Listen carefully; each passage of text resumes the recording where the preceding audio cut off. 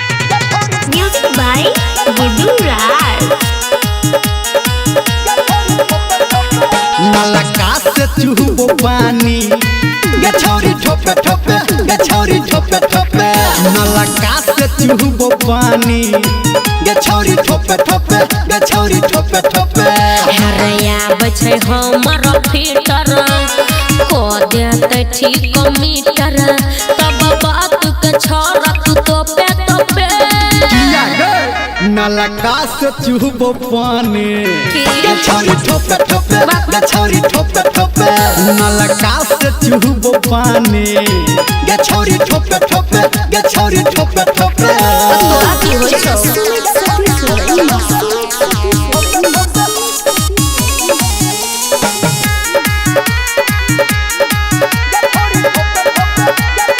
हर फरा देलकै कियो तोरा देलकै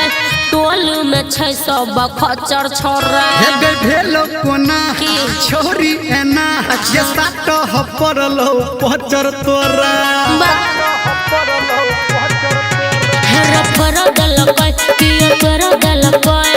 टोल में छै सब खचर छोरा हे गे भेलो केना छोरी एना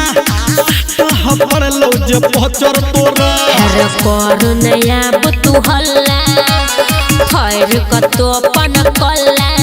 पनया हब छै हमरा मैया के झोके सुनना नलका से चुहबो पानी गछौरी ठोपे ठोपे गछौरी ठोपे ठोपे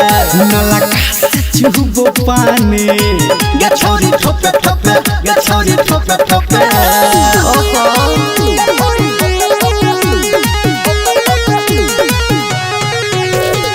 माँ गायत्री रिकॉर्डिंग स्टूडियो। हेरे रहल नै होश देबै के कर दोष रही गेलौ सुतले भोरबा में बात छ झूठ बात छ कुछ डोल पकड़ने छकोरबा में किया बात बुझ हेरे रहल नै होश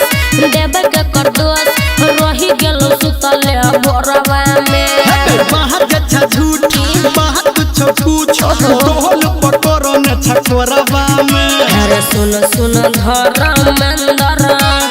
के सब जतौरे अंदर कहै सुमन के बतिया हेतै हेतै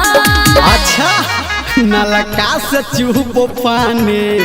गछौरी ठोपे ठोपे गछौरी ठोपे ठोपे नलका से चुहबो पानी